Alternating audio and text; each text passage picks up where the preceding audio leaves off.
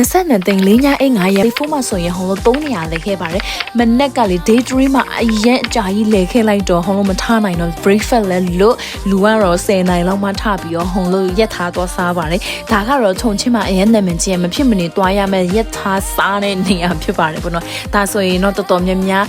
အရန်ကိုသွားပြီးတော့ဒီ join ကြတယ်ပေါ့နော်ဒီလိုခြုံချင်းရောက်မှဆိုတော့ join ဖို့လဲပြောချင်ပါတယ်ဆော့လို့ကောင်းပါတယ်ရှင်တို့ကတော့ဆော့တာကို budget နဲ့ကိုဆော့ရတာဟုတ်တယ်ပေါ့နော်ဘယ်လောက်လဲဆိုပြီးမိသွားပါပြီပေါ့နော်ဆော့ပြီးတော့ねဟုံလို့က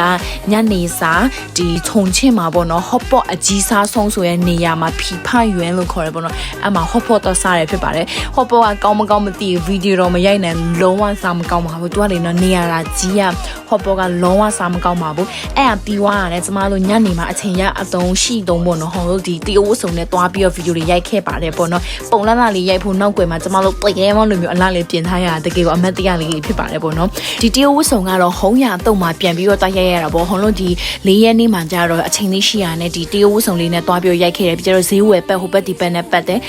9ရက်မြောက်မှာကတော့ဟုံလို့မနေ့9နာရီထပြီးတော့လိန်ကွင်းသွားပါတယ်နေ့လေ7လောက်ဆိုရင်တော့မြန်မာပြည်ပြန်ရောက်တာဖြစ်ပါတယ်ပေါ့နော်ကဲဒီခီးစဉ်ကိုအစားဆုံးကြည့်ရှုပေးနေတဲ့တယောက်စီတိုင်းကိုကျေးဇူးအများကြီးတင်ပါတယ်ရှင်